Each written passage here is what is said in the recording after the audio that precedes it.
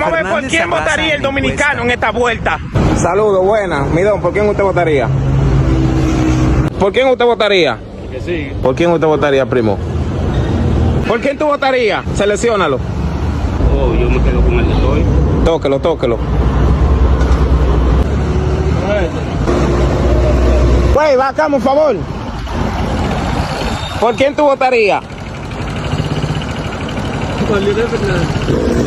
Por ese.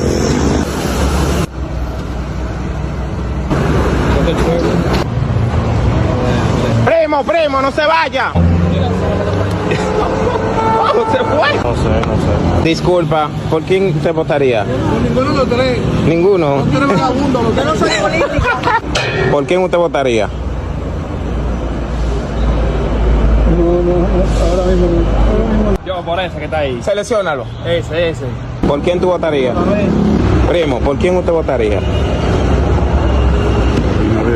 Selecciónalo. Selecciónalo. ¿Cómo que no se Nítido. Por Leonel, Abinader ese ladrón. con el líder. ¿Qué dicen sus compañeros? ¿Que por quién usted votaría? ¿Que por quién usted votaría? pero usted sabe que por papá. Que... ¡Ay, Dios mío! ¿Por quién usted votaría? Primo, ¿por quién usted votaría? ¿Por quién usted votaría, primo?